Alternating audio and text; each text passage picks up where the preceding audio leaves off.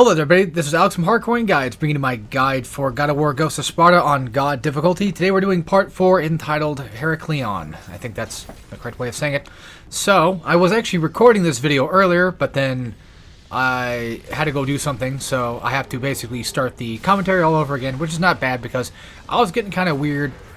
Not only weird with it, but just all over the place. So, we get introduced to a new enemy, the Armored Cyclops. Armored Cyclops is pretty much the same thing as a regular Cyclops is, but this time you just have to use the Theros Bane explosive core to, well, destroy the armor, which of course, you know, it has like, I think 4 pieces of armor, and I don't think that attacking it does damage to the actual skin, if that makes any sense. Like, if you were to use Theros Bane to just do regular attacks, I don't think that technically does actual true damage to the Cyclops. But I don't really know how deep that one goes. And yeah, in terms of weirdness, or where I was getting at with things not making sense in my original commentary, I was actually talking about difficulty in games again. I was having one of those boomer yap sessions about, oh, back in my day, difficulty was this, that, and the other. Now look at it. Now it's shit. You know, yada, yada, yada. But I was just saying, like, I like Ninja Gaiden, and I like Metal Gear Rising's difficulty for adding enemies that you fight later in those games and re-adding them into, like, the beginning sections. I always bring up Ninja Gaiden 2 pretty much every time, but the first chapter of Ninja Gaiden 2 starts you off with the white, you know, or black Sparta clan ninjas, which are ninjas that you fight, like, few chapters in anyway, but still.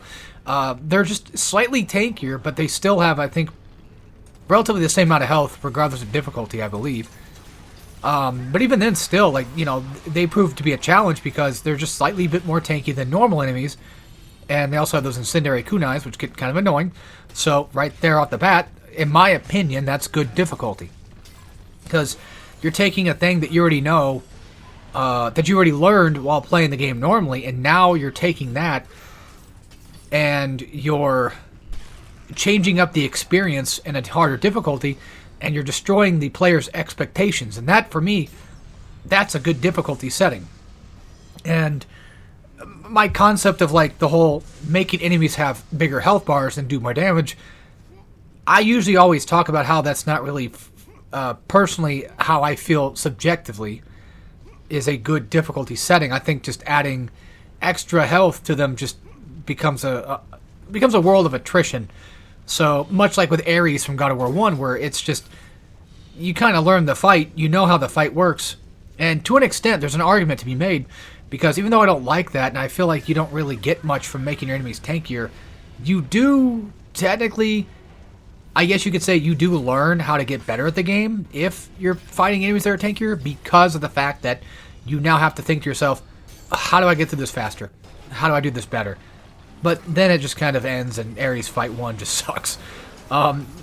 It's just boring. That's how I see it. Anyway, not only boring, just not my preferred God mode difficulty for that. So, for this area, this is pretty much just the same thing that you kind of expected. I did die a couple of times. I fudged up the quick time event first, and then I just actually died in this room because, you know, mishandling enemies. It's the normal thing that happens. But with Minotaurs, it's just the usual thing. Just parry and then hold R and get a core. And it'll pretty much just loop the Minotaurs, because the cores will explode and they'll stun enemies, including Minotaurs. Minotaurs in this game can be parried. Thank God for that. However, in all technicality, if you really think about it, the game would be like 10 times more difficult if they made it to where you couldn't parry the Minotaurs, like you couldn't do that in Chains of Olympus. So it would make more sense to do that. I don't know why they changed it. I don't know what made them think that would be a good... It's not a bad change. I just want to know why they would decide that in the first place. That's all I'm trying to say. Okay, real quick, for this arena room right here, you're going to be fighting a couple of Gorgons, and then a couple of Harpies are going to spawn. And I mentioned before that Gorgons have like a really strong, powerful gaze, but not toward you, but more effectively toward enemies. Like, look at that. Just... not exactly immediate freeze, but definitely close enough. And again, going back to the Harpies, if you're not familiar with God of War, flying enemies that are unfortunately get caught in a Gorgon's gaze. By the way, you can parry harpies, so just ignore me being dumb. If they are caught in the gaze, they will fall down and die and break. So, which is always a great thing that God of War does. And that right there is what I like about some of the mechanics for God of War, is the fact that there's little tiny intricacies that you can still find. And that's why I still, even though I would argue that God of War God difficulties, or just like the highest difficulties, are not like the best example for the greatest difficulty settings of all time, I will still say that God of War is still a great game. In terms of classic games, of course. Sorry. In terms of classic game stuff, but I would say in terms of like higher difficulty, you know, even when you like mechanically know everything, it does kind of help a little bit. It does help, of course, to have knowledge, and that's where kind of God of War kind of falls into that. And I guess if I had to let one slip by, if I had to let one series slip by past my ever so growing hatred of games that just makes enemies tankier, God of War, I feel like, gets a pass. Because, I mean, you look at God of War 2, and that game is... God damn. That game is mean in just every sense of the word. But that's because those arenas were designed... I'm only going this way just to check for stuff. Those arenas were designed to be hard. They were designed to fuck you up, you know, to give you a challenge. And that's the thing with God of War back then, is when you look at God of War 1, like, it's the first God of War, you know. Yeah, it wants to challenge you, but it's not to the point where it's overwhelming.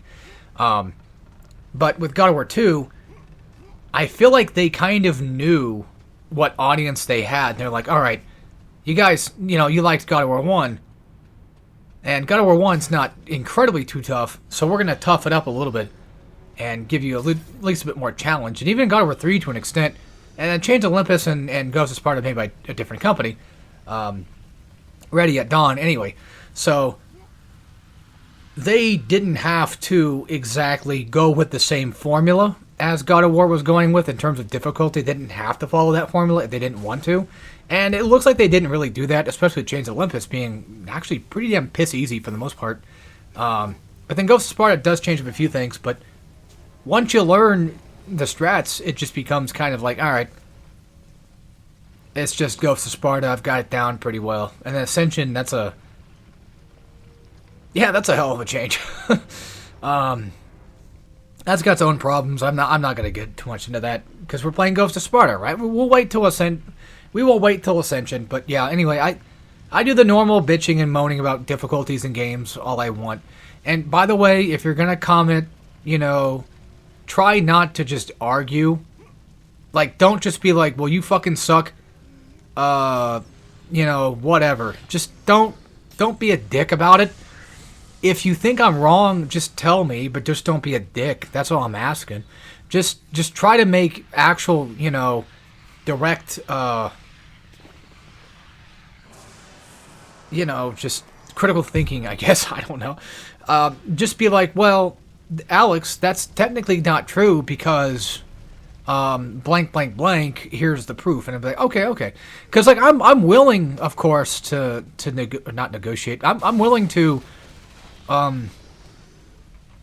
you know, talk with people about this type of stuff, because if I didn't like this stuff, I wouldn't be talking about it. Now, it's the same thing with fighting games. I absolutely love fighting games. And I went on, like, a whole tangent with my brother, like, moments ago, where I was talking about Street Fighter, because he was talking about how Gabe Newell made it to where ads in video games are banned on Steam. And he's like, well, there goes Street Fighter 5. And I thought that was funny, of course, but it got me thinking about Street Fighter. I'm like, yeah, Street Fighter 2 was, you know, was pretty damn good. I still like Street Fighter 2. 3, I still think is the best Street Fighter, but yeah, 3 was pretty damn good. Third Strike, I mean. And then 4, yeah, it's good. Like, it kept getting better and better and better. And then 5, I like 5 enough, but yeah, the ad thing was kind of dumb. And then 6, it's just like, it's back up to being relatively good. And I forgot where I was going with this again, but anyway, so the Argonauts, they're a lot easier to take down in this game than they ever were in God of War 2. So, you remember how, like, in God of War 2, they almost had a seemingly infinite health bar to them? They don't really have that in this game. You just, if they fall down after a finisher, they fall down. They still have the same health. You can always do, like, a grab attack. just to kind of double check and make sure where they're at in terms of health, because if the grab attack in question does that thing where it just kind of like throws them once and then knocks them on the ground, that's pretty much a good sign that, yeah, they're probably they're still healthy enough. They still got chunks of health left going for them. But yeah, I had a whole big, not really like gripe. It was just more. Oh yeah, I was talking about fighting game stuff. I love fighting game stuff. That's what. Sorry, that's what it was. Yeah, so I like Street Fighter enough, to yell about it. I like Tekken enough to yell about it. I don't remember if I mentioned it in the Hardcorian guides, but there was a point in time where I just despised Tekken 8. I just didn't like it. And then Heihachi came out, and like months later, I finally caved in, bought him by himself, because he was able to be bought by himself. And, yeah, I enjoy Heihachi, and it made me start to actually kind of appreciate Tekken 8 more. I still prefer older Tekken games, but I think it's fine enough. I've come around to kind of just change my opinion. I don't try to change my opinion on literally everything, but that's a thing, though. Like, I sometimes just have strong first impressions of something, and it just kind of sticks with me. But anyway, real quick, so these are the race of the game. This is our first time getting to fight them. And here's the trick that I didn't know about. And this is why the capital STI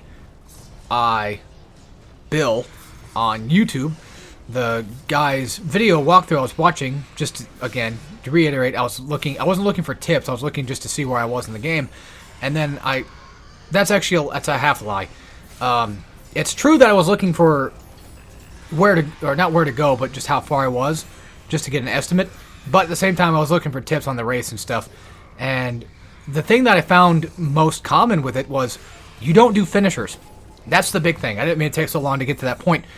Here's the thing, though. Do not do a finisher on these enemies at all. Just don't. Because if you do a finisher on them, they'll go underground and they'll do like an unblockable, almost unreactable attack. It is reactable, but it's really difficult to kind of do it sometimes.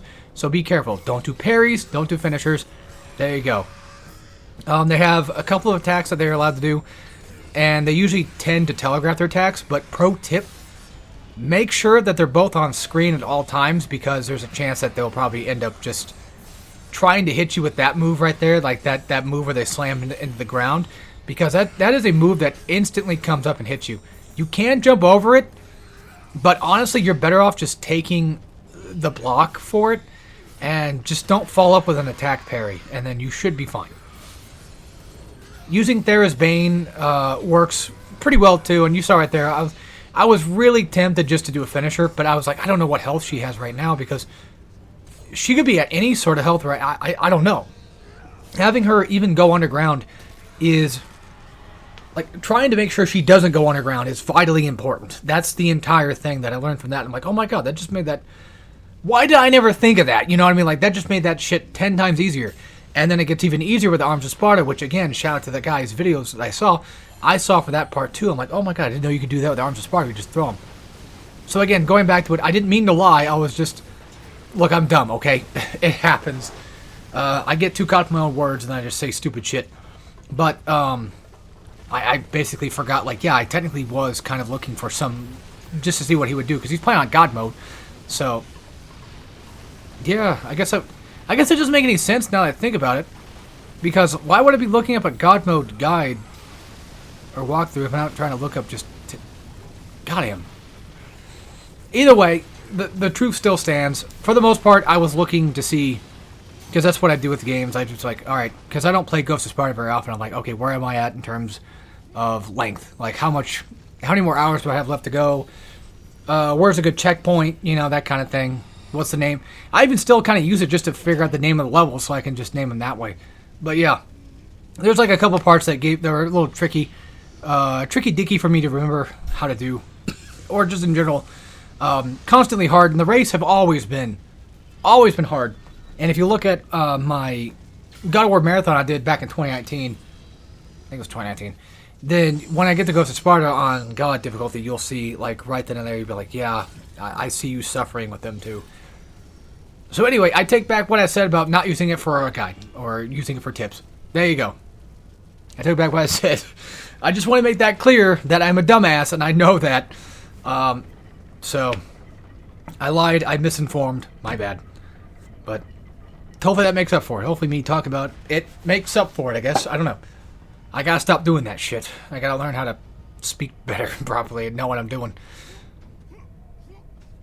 But anyway, do I hear? I had the thing muted. Have I played God of War so much to the point where I just hear Kratos noises? I think I have. Okay, so real quick, I forgot what these things were called. We'll just call them electric guys, I guess. So, they don't get hard until you go back to Atlantis, pretty much. But here's the thing with them. So, that attack right there, even when you're rolling, it still has a chance to hit you. It might not knock you out of the hit, but it's just enough to probably do at least a bit of damage. You only need to fight the one, and by the way, yes, Therisbane cores, explosive cores, do stun them too, which is really nice. This is probably, honestly, the hardest enemy in the entire game. Besides the Wraiths, but only... The Wraiths are only hard if you have to fight something else with them. These guys are hard just by merit of being on their own. You know, they have these weird attacks. So, as you can see, I'm trying to stay away from the right arm. I'm trying my best to stay on the right... try to stay on his left side so I don't want to get clipped by the electric attack. Do be careful, though. If you get too close, this guy does have an AoE. And it's almost a little bit unpredictable and not really well telegraphed. At least in my opinion. I'm sure there's people that are way better than I am, but I struggle to just understand it. It didn't happen enough, and I didn't learn it, so yeah. Now for the ball slam teleport thing, that's pretty much well telegraphed. My best advice is just to stay to the enemy's right side and just try your best to... No, stick to the left. Stick to his left side without the arm. And try not to be too aggressive.